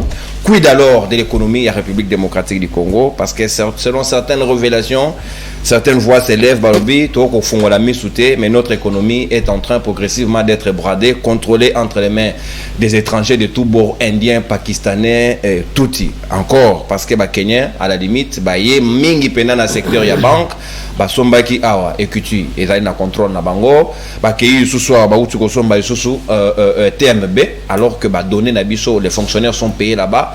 Nous sommes très exposés et sengeli ba tout réfléchir malamu pour que ba millionnaires congolais ba kamata contrôle ba concurrencer à la limite ba contrôler en plus tard. Est-ce que nous avons cette dimension de choses ou beto comment na makamuna lolengi on a été allé madilu 4 minutes. Merci ndeko nonoko. Oyebi na utsolanda mwana mboka Jeannette Kabila. En tout cas, intervention dans les magistrats. Il faut reconnaître la qualité de discours. Quand on sali discours, je pense que le rapport de force est important. Alors, Biso peut pousser Rwanda à négocier dans FDLR. Parce que Biso peut contraindre de Biso de négocier dans M23. Le régime ya Kagame et ça régime Mogozoluka imposé tempo na sous-région. Mais heureusement pour nous, tout ce qui est dans le carcan, où est bimé la kisike, Yendaza Simaba M23, Mousseveni, Ayamba ministre na Monio. Dizao, Montabanzela magé oloba diplomatie. Bakena ko humilier, atiela bango caméra pour l'accending azo humilier bango. Oh chef de l'État Tindi Biso, vu influence na yo na région. Ozomona. c'est-à-dire awa il faut toyeba kobeta lisolo ya diplomatie ya politique na sécurité, c'est-à-dire militaire. Tomona na mboka na biso DG ya DGDR asali longtemps akufi bako kune na Rwanda sous Kabila. C'est-à-dire le problème est dans le niveau nini. Alors, il faut qu'on y ait que tu as un député Hutu dans l'Assemblée nationale. Je pense que nous avons un Nord qui va contredire. Il y a Ituri. Tu as un député Hutu dans Massissi, il y a 5. Dans Rutshuru, il y a 5. Tout si moi, je suis dans Rutshuru. Babenga bo banyabwisha ou banyabunga biloma bon ngaza ikuna banyabwisha. C'est-à-dire tant que chef de l'État doit bango, c'est un message au fait qui doit être relayé pour comprendre que bande qu'on a vu sur Rwanda. Moi j'étais à l'est na Goma, n'avait un hôtel Iusi. Na Rwanda tout ça guerre, c'est-à-dire tout ça c'est même pas 50 mètres. Bakota na tongo ba basali bazongi na pokwa. Ba boutique, ba magasin, biloko tout. J'ai vu une fille na ville à sala na boîte de nuit. A sali azongi na tongo ke Rwanda 17h musala. Donc cohabitation ezalaka. Moi je pense qu'il faut nuancer que le fait que chef de l'État ayambi ba utu na batuti et ça pour relancer message. Contrairement bien sûr à ce que Tolingi topé ça connotation nango pande konanga que baza ba congolais. Moi je pense que Tolingi to changer non il dépêche et le but baza ba congolais ndeko Fleury le but que baza Tolingi topé ça débat sans on dirait que chef d'état ambi bango po baza ba congolais. Moi à mon humble avis je pense que les chefs d'état yambi bango pona ko luka ko dissiper un malentendu parce que baza discriminé makambo zo kendele bango ba mesana koluka raison na ba victimisation bakendaka ko se victimiser lelo yo tango to proposa ki plan sortie à crise parmi biloko wana ezaki kotuna Rwanda kotuna Paul Kagame yo lobaka na communauté internationale kiza na ba réfugiés o baka na Rwanda bakima wa babotola bango mabele il faut kotuna ye batu wana moni mutu même nga so boboto linga lopango ata bobuki ndako so boye bolakisinga na we bata venu mais bango ba yebi yango ça dit non ça dit tango plan sorti à crise de Vital Kamerhe zaki ko tuna bango parmi ba élément ko tuna bango bato bino bolobaka baza ba réfugié ba botola bango mabele na Congo mabele yango ezala wapi mabele yango eza wapi parce que discours na bango bakenda na ngo objectif na bango ezalaka peu clair te yango na lobby tant toujours loba je pense que to kozala ba congolais on est en commun accord que bazalaka toujours na plan sima ya mokongo yango to lobby c'est sérieux et loko wana to lobby que biso to pesa bino place to vandaka et loko sauvera balkanisation et je pense que et ko salamaka jamais eza oyo na bengaka na loba ngo Mobutu akozala mabende to ko kanisa. Mais Mobutu a permettra Muyombe abala na este Mutabandu abala na Katanga, c'est-à-dire eloko wana sala que peuple na biso a déterminé tomona na Bunagana population elongwe lobi tozana besoin tozala dirigé par ba M23. Merci. Mais na non qui vous sont sujet économie au lobby l'autre parce que non, c'est-à-dire sujet économie lelo il faut koyebisaka ba congolais. Au moins tu as un problème de vulgarisation père. Les lois ça congolais que si on a guichet unique pour créer entreprise na $100 200 000 francs congolais c'est quand les gens pour créer entreprise 100 millions tout ça mais ndeko matata à ça la guichet unique les lois guichet unique des entreprises de création d'entreprise on va créer avec $100 le problème il y a biserait entrepreneuriat paix. Est-ce que l'État tient ma condition favorable? Mais quand je parle de guichet unique, c'est l'État. C'est ça, mais quand le chef de l'État a dit il fera des millionnaires congolais, est-ce que c'est simple fait à ça la légion à guichet unique et c'est ça d'emblée au permettre de Congolais? Negodanu faut que non. Pardon. Negodanu à Kotangato. Negodanu faut que tant que tu vandaka biso pe photo sur mboka. Tant que l'État a lobby que entrepreneuriat, on crée entreprise na $100. Il se peut tout le cas sur initiative. To créer ba emploi, to créer ba PME, ba petite et moyenne entreprise, to créer na guichet unique to mikanda. Pourquoi il faut tout ça là? Parce que les lots. Sur tout type il faut, je pense que l'État n'a biso faut appeler ça impulsion mususu. Merci. Na Congolais parce que tout type ba komaka tina niveau ya routier président na niveau États-Unis. Merci. Est-ce que vu que Obama a touti azana ba souche touti. Merci mon amboka. Objectif na bango ya liboso, je pense que na éviter ce batika. Objectif na bango ezali kotia na chaque tête ya pays africain. Touti moko faut bazwa force au bango balukaka. Merci. Yango tolobi biso to pesa bino place bovanda. Alors bon luke la biso simate parce que il faut te définir l'objectif clairement. Merci. Un dialogue franc. Merci beaucoup, mon amboka Alemadilo. Consommer 4 minutes. En tout cas, bonne gestion des temps, je vous le recommande. Parce que pour toi aussi, c'est malamo. Mon amboka Lik Malembe, l'économie, Nenge Madula Lobby, tout tu parles, on a ceux qui t'ont sali aventure. Ceux qui va commun à niveau à contrôler l'économie en plein cœur, il y a République démocratique du Congo, ils auront la décision. Parce que c'est lui qui a les moyens, a le pouvoir, et c'est peut-être ils peuvent sous-estimer parce que les bon en politique, parce qu'ils ont la facilité. C'est le moment de créer des entreprises, c'est le moment de créer des banques, et comme puissant, et qu'on permettre biso de se sécuriser dans l'avenir. Merci beaucoup. Donc on a vu que bande konabiso ya UDPS na régime nyosoyo bazo mitia na situation extrêmement difficile. Bazo mitia na situation oyo ke bakomi bango moko contre la nation. Comment ça? Parce que le peuple congolais est très strict na dossier à Rwanda. Tant que lobby bazaki na opposition, ceux qui balamusi papa Etienne Tshisekedi, à mon abiloko ndeko oyo IDP sezo sala lelo. Et comme avocat ya ba Rwandais. Eh, mon Dieu. Écoute, comme benga aux chefs de l'État, ezaka blague té. Il faut être capable de s'entourer, de comprendre le danger. Les promoteurs, c'est que le régime ils comprendre le danger. Au moins, il y a des gens qui ont été rappelés. Mais il y a des gens chef na ya wapi. Caméra za parce que biso to moni photo moko azo yamba masoki na Kagame. Azo sala nini kuna? Oh, veka ke Rwanda. To yebite soki aza wapi. Ah OK. Biso to moni photo ya butu ayamba muzalaka Kagame aka na stade. Mais ba azalaka na ba suki ya pembe wana ni bengisaka na matanga. OK. Biso tozo banga eska za na Kinshasa solo. Na yebisi yo kaza na Kinshasa. Yonde na kulare yote. Alors ngande buso. Kulare yote. Bon.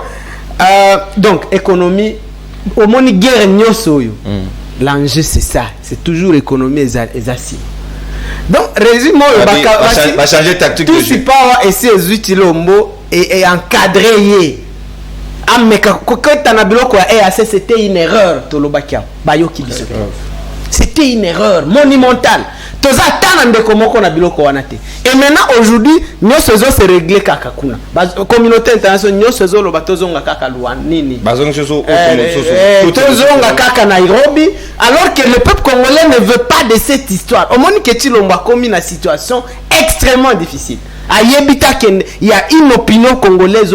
D'ailleurs nazo banga ke même chute ya Chilomba ko uta na IDPS yango moko. Comment ça? Mais ça quand même ba congolais. Moi je connais baza ba congolais to kondimate ke to bando de ko défendre mutu oyo nous tous on sait que azo sala pona ba ennemi yo ndeko fleur okotika la bana na yo wapi okotika bango na Rwanda soki mboko eza susute olobi ke ndeko na yo aza na nationalité ceux français ceux qui mais tu as lu toi-même la nationalité congolaise est une et exclusive. Mais ne peut être à la limite toi à une nationalité française il n'est plus congolais. Est-ce qu'il faut là-bas rappeler le Kowana tout koloba bloko ngana za mutu ya région kuna. Moi j'étais à l'ambassade Belgique de Konono poser question ya Banyamurengi na tuni question na ambassade ya Belgique tangu ba Belge bayaki. Est-ce que Bakutaki Banyamurenge c'est ce débat qui est en train de nous mentir aujourd'hui? Qu'est-ce que on m'a dit qu'on a ambassade? Balo Belinga banyamba tous en général bazalaki ba éleveur ba nomade, OK, bazalaki na terre o eza stable, babandaka c'est vrai kokoma avant l'arrivée des Belges, babandaka koya na bangombe na ba côté na territoire voilà, et puis bazongi, mais ezaki te que bazaki installé wana qui est comme un territoire na bango. Donc ça c'est ce que j'ai vu, été, on m'a dit à l'ambassade de Belgique. Ndenge nini muto yazaki nomade afanda kate akenda kaka kesika ngombe, voilà, yo kolobaki azaki na terre wapi, terre ngo ya wapi, mulengo zoyoka, mulenge c'est dans une chefferie de ba fulero, OK, ba fulero eza groupe ethnique ya Congo. Ndenge nini ozoloba ke bazaki awa bazana droit soki nini alors que bango moko bazana chefferie ya bato. Les Belges tango bakomi basapuyaki na organisation socio-politique wana o bakutakia parce que bakutaki tozaki organiser na ba chefferie na ba royaume. Nga naza mushi wa Bukavu ata soki nazo vivre na Ituri. Royaume na biso ya basi tozaki kobunda na royaume ya Rwanda tout depuis des millénaires. Kutu tobomaka roi na bango roi Bugire. Et puis biso toza séparé na lac na rivière Ruzizi. Donc toza séparé au kolobela naturel au kolobela mais je vous dis, mais oui, c'est mon grand frère. Mais idéologiquement non, je ne pousse pas, mais c'est mon grand frère, il est de Bukavu, notable de Bukavu. Ceux qui m'ont dit que Kamer Aza rwandais, il me trouvera sur sa route. Kamer Aza congolais, Denise Nyakero Aza congolaise, c'est ma grande sœur, mais idéologiquement ça ne marche pas. Alors donc, dossier à Batouana, Bob Bimanakati, vous êtes en train d'aller très loin. Population congolaise, Nyoso na Mukongo. Vous allez vivre où? Merci, Luc. Est-ce que ceux qui résident na Bino aussi, comment vous allez faire? Il faut bouiller Bakebo Zaka na Mboko. Merci. Je termine. Na Kolobake, et Nyoso Wana, Oyo Kolobake, Batousi, il faut bazwa protection, Sokinine. Mais mon frère, est-ce qu'on y a dit Batousi bazana combien d'officiers na armée? Na police, na service de renseignement, tant que lobby qui bazana danger, il faut pas protéger bango. Mais batouana ba chef na ba généraux na bango na bazaka wapi, ils sont à quel danger? Merci Luc. Donc, to protéger ka batousi 450, vous est-ce qu'on réfléchit? Tribu na yo. Bon, yo be vous pouvoir lelo. Moi ma tribu tozana ba généraux combien? Tozana ba ministre combien? Merci mon ami. Mais bango bazana combien? Merci Luc. Donc on peut ça bateau mboka nyoso. Mais nous 450 tribus à Congo, merci. On va se retrouver nulle part. Très bien, les consommer état d'antenne. Flori Batoka 4 minutes. Sengel doit respecter mon rabino malam parce que Joël Mouka FMI a retiré déjà pression et Sengel Toshite. 4 minutes na lombango. Na mayo état économie en Mboka presque bradé et Sengel to ça. Apportez-moi précision moko. Pas de problème. Na langage abande quoi batali c'était DG Kayombo sokazo se retrouver na prison, c'est parce qu'aboyaki ko ça l'adhésion na UDPS. C'est comme ça qu'on a précisé qu'on humanité j'ai été consulté par son chargé de communication, directeur général m'a reçu pour à ça l'adhésion à UDPS. Et il voulait rencontrer le secrétaire général. C'est-à-dire allégation aux autres personnes d'aller fonder à Kangami pour des raisons qu'on reprochait. L'UDPS n'a rien à voir avec les DG Kayombo parce que et il a tenté de rencontrer l'autorité à partir à Zoaki Chansouanate. Non, nous devons travailler. Chers frères, nous devons travailler. Et l'élite congolaise doit aider au fait de la population. Les loyaux, toujours de la Makambouya à tout power. Mais non. J'ai entendu que l'immeuble Oyo BCDC. Bateki yango. Kala basomba déjà. Bangoka. Mais zaki ya congolais. Même Bajano Bazawapi. Ils sont où? Mais regardez les gens Oyo bazozo bambongo lelo. Non. Soit azumwana, azumbo aseni. Amatisi. Mais on Samasaro. Sikoyo na muto yazo bambongo na ye, il joue sur l'avenir. Muto azumbo on a déjà que mon frère, même dans les Mikili, même dans les États-Unis, les puissants en fait sont ceux qui détiennent l'économie. Ils changent le monde, ils changent l'environnement, ils imposent aux politiques. Non, tout quitter dans le monde, il y a aussi gouvernement, les lots, il y a au 5 immeubles, autongi nani boye tout ça, autongi boye tout ça, et puis à la fin des comptes, nous devons dire la vérité quand il faut dire la vérité à ceux qui détiennent le pouvoir. Parce que le danger est très imminent. Mais oui, na niveau de la vie. Dans cimetière, mais c'est ce que nous sommes en train de dire. D'ailleurs, selon l'information, il paraîtrait cimetière on est à Kassavou, vous avez déjà désaffecté. C'était ça. Ministre nani puis Mobilou, il y a moi na secrétaire général parce que secrétaire général a notifié à l'objet actuel au cas où il y a la ministre était. Non, réception il y a batouti.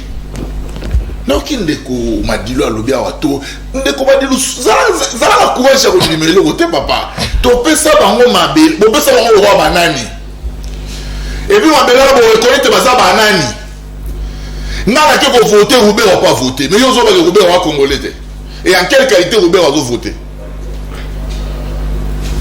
Nous jouissons de même droit na bango. Les droits civiques, nous en avons le même. En qualité. Nous devons reconnaître, nous devons accepter devant les gens.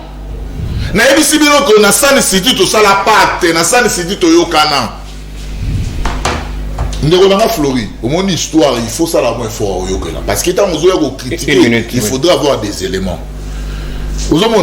L'IDPS a fourni beaucoup d'efforts dans sa réunification pour battre la table de négociation. Tu connais le pouvoir en Rwanda. Ce qui est pour le pouvoir en Rwanda, mais tu as parmi les 4 vice-présidents. Tu connais le pouvoir en Rwanda. Nous avons voulu à ce que tout Sangana, Pototer Minduki, et nous avons imposé dans notre cahier des charges plutôt, recensement na identification pour tout nous montons on peut tous aller na nyaza congolais pe na nazalité. Merci. Et cette question était restée pendante baye kolobake totikana nous l'essentiel est fait to résoudre les questions na Kinshasa ce qui n'a pas été fait. Merci Flori. Mais na souki sande non papa koyamba mokonza mboka yambi bandeko communauté toute c'est une communication et le réseau comme ça Flori toi tu ne le dis pas mais dans le régime passé les hommes influents banane ce sont des toutis. Bazaki est influent partout. Mais aujourd'hui, ceux qui bayambi bango, balobi na bango ko, tous les habits sont solidaires. Et ça va, c'est une communication sur le plan même interne. Merci beaucoup, Flori, en tout cas. Contrairement. Merci, Flori. Dans la légation, vous avez 23 parce que Bazako marginalisé bango, Bazako ça bon. C'est pour montrer aux gens. Merci. Et le chef de l'État les a appelés. Merci. Ceux qui sont Congolais, il faut travailler pour les pays. Merci beaucoup, mon amboka. Dano ke fulano, nalombango penza ngonga ezali ngonga 4 minutes pour nayo. L'économie est en danger et sengeli na bayi politique surtout ba konziba ba kamata ba disposition nécessaire. Ndeko Flori alobi ke na régime passé bato bazala ki ba influent, bazala ki ba tuti. Yango wana tata mokonzi ekolo ameki ko yamba ba tuti lelo au régime passé bango bazala ki influent. Les lopé tata mokonzi ko lazo yamba bango po bakoma influent. Ko ndeko mendeko ndeko Flori. Nazo zaka malobo yo lobi. Ouais, exploitant mon Si je zara peuple, si je zara peuple on lobi tata mokonzi ko la yamba ka bango. C'est pas ce que moi j'ai dit. Kabila yamba ka bango pa bazala ki na régime bazala ki influent. Et après tata mokonzi ko la yambi bango lelo, on peut bazala influent na régime. Batika la makasi. C'est différent c'est là entre Kabila na Félix. Ngala du kama lobo lobi c'est pour dire différence. Ndeko Flori tous na 450 tribus parce que ceux qui bango bazo zata ministre ni bali beta moko parce que ba tibera to former gouvernement comme des ministres pour ba tribunal so bazo poste c'est pour te dire que bango to ko comme ça bango ba escaper aza ilo côté faut ko benga na bango Kabila salaka de rêve continuer c'est les discours qu'on refuse discours ya moi je dis congolais il faut ko benga na bango soit calme tu as parlé moi j'étais calme. La lingara régime à tata mokonzi côté pas de gérer mal mais pour la guerre ici là je vous soutiens yango ba moyen nyo cela pour na pesa moyen ndeko Flori ta na to pesa différence olobi na tanga Kabila tolo ba makaba économie et kiti banque te kama na régime Kabila les arabes ya biso na tanga ndeko Chilombo TMP et qui était kami ce que y a la différence entre Kabila et Chilombo Il y a une différence entre Kabila et Félix. Parce que tout le monde a le bagage que non, Kabila et Félix, qui m'a embrouillé à la main aux autres chapelles. Tala, différence c'est ça. Tu vas où sont madame Mabé, Tala n'a pas de différence. Tala n'est pas Kabila, nous ne sommes pas bien Nabé. Tala Kabila, chargé. Nous avons dit que nous avons courant la lemba la qui n'a chargé. Mais l'époque, le bilan n'a pas power. Il dit que le courant le minute n'a chargé power. Pourtant, la lemba, attends que ma tête n'a pas courant. Ce qu'on a vu, c'est la différence c'est ça. Na oyo chargé, na power, différence c'est ça. Pour oya tia sommi pas dit que na la sommi dit que na chargé la minute courir 6 5 kg. Tu n'as que ma tête n'a pas monté. Mais pas Kabila dit que non, attends du courant na ma tête n'a pas. Ce qu'on a dit différence c'est ça. Le bel économie 1 minute 30 dans nous c'est pour te dire que na Congo toujours c'est la changement. Il faut la entrepreneur. C'est aussi le mal. C'est le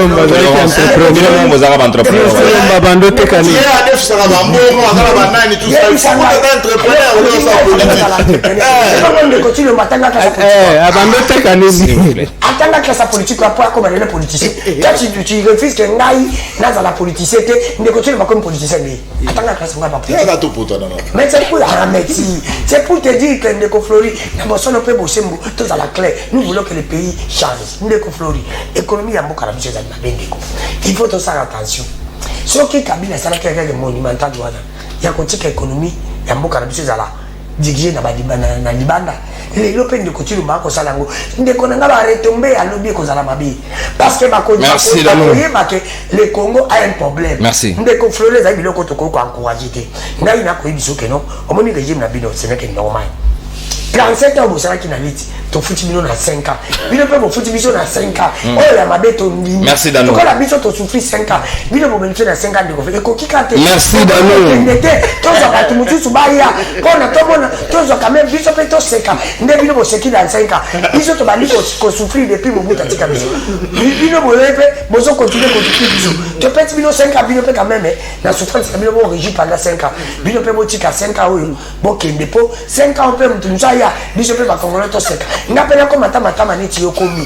Quand même, pardon de Koflori, vous nous avez pas su. Donc, là, on peut même Matama. Oui, moi, je suis comme Nalibou. Kachaza, Moussa, ça pouvoir. Mon tout le monde a commenté. Abi Nani, Abi Gamorin. Abidjan le foutu Flori, tu as les gars.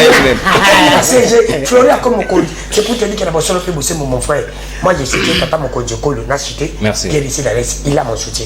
Mais même à ta sisi gay, à ta banque, il a les amis négatifs. Mon frère, il ne s'appelle aussi ça. Il a besoin de faire bosser mon ça peut être. Attends, ça s'arrête. Mais ça n'a pas si. Mais je l'ai dit. Et puis on a mon Daniel ça.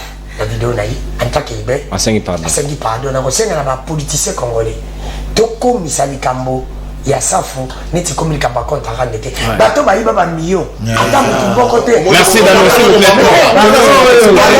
franchement là ça tu vois c'est tout le pays s'il vous plaît merci non s'il vous plaît oui merci non merci le message est passé Dano s'il vous plaît merci Flori Béarisca Zangomaloba Ming était tout débordé largement il y a un autre programme après nous. Je pense que un dossier à Bakenya. 4 minutes rapidement. Oui, ici, le gouvernement, il faut vraiment être vigilant. Ouais. Oui, pourquoi est-ce qu'il faut être la vigilant? Et puis, on aurait appris que financement, il y a des troupes armées, c'est-à-dire rebelles, M23 et les Kelagana Kenya. À partir de Kenya, Ndeko Makana Maboko na bango. Maintenant, moi je me demande, au moment où Yoba Kenya, Bakomigo Somba banque, est-ce que Bazana intention mon côté que non? Bazala na facilité. Au lieu que les Kanabanengezo les capo bango, actuellement on peut dire que non, émissaire, il y a des troupes rebelles, terroristes, baza plus na katia Kenya wana. Est-ce que ils ne veulent pas se faire neti balingi mitonge la pomme direct té? C'est-à-dire que mbongoye au lieu les kanaba virage wana et koti directement na banque et bango à partir ya awa bakoki ko créer ba compte na bango créer ba compte à partir ya awa ils peuvent venir directement récupérer leur argent et na yango je pense vraiment que gouvernement na biso il faut à ça la angele hein, comme les Congolais, les Quinois les disent qu'il faut ça la angele, sinon toujours risqué. Tout le monde a batouana, tout est bagaté, toujours luka commerce que ses ressources aka. Nous avons kende comme mutumogo qui est ça la retraite, nous avons zambongo mogo et ça la nini kende. Et puis banque centrale na biso ye muto agérera ba banque nyonso ana. Il faut atala gestion ya ba banque bango ba sombi avant et après. Et puis il faut pas contrôler vraiment ba mosolo nyonso ko banda kokota na nzelana poto ko va retomber na ba situation difficile te. Et na yango nazongeli mamba ngunde konanga Flori o comprena ki discours nanga bien te. Mais ngai nazo accorder yo yango parce que IDPS boza makasi na kadiosha, c'est-à-dire que non CG moka komilaka PG Arsenal question à longue antakena. Donc ça c'est vrai. Donc en fait, nana nazo accordé bino. Nana ebisio boy, hein, c'est qu'il faut reconnaître. Na ebisio te que non, ndeko Antoine nazo sala mabe po yambi bango non. En dehors ya goyamba bango ndeko Antoine asali ba mabe belé. On ne peut pas seulement marteler sur goyamba bango non. Ndeko Antoine asunga yo. Même naza sir na ba valeur na ebelio olela kamidi ponene chaque jour na ndengo betela Kagame maboko. Oh. Nga na valeur na ebio olela ka fort. Oh. Oui. Pona selon yo moko go betela Kagame maboko te. Pona yo moko pe ko embela ici dans la boîte. C'est ça. Donc il y a moi là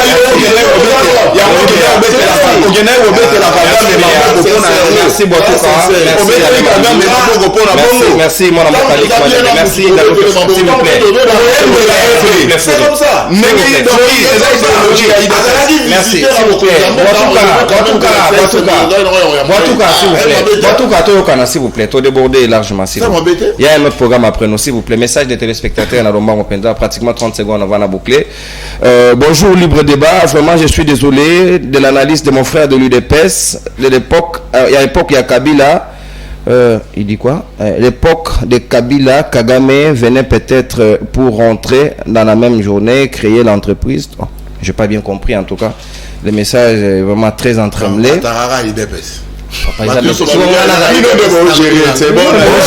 S'il vous plaît. Bonjour Ndeko. Nayoki na plateau nayo batuba ko lobake toza na problème na ba Rwandais mais plutôt na régime ya Paul Kagame. Batuba ko kufa bino boko sa maseki. Non mon frère. C'est Kagame, il y a un problème parce que le peuple rwandais, est-ce que les Rwandais collectivement, on a un problème dans la RDC? Non, là c'est la dictature, ils ne peuvent rien dire. Donc, Sibir, donc le peuple rwandais n'a rien à voir avec tout ça. Merci beaucoup. Émission à l'autre dédiée à Ngona Maman, Madame Mboula Sekimonyo Azali épouse et grand frère Sekimonyo Claudine Maman. Donc Azali épouse et grand frère Docteur Pierrot Mboula depuis Montréal, na Canada. Na dingibino mingi pe na tondi bino botondi anniversaire nayo grande sœur Madame Mboula Sekimonyo Claudine. Libre débat le loto de Dieu en gros vivement, bonne fête, plein de bonnes choses, surtout longévité. Nzamba batela binona di bota mobimba. Tokutani lundi pour un nouveau numéro à Libre débat. En attendant Bolanda, Nathan 15 École de l'Écom. C'est parti, au revoir. Salut à vous.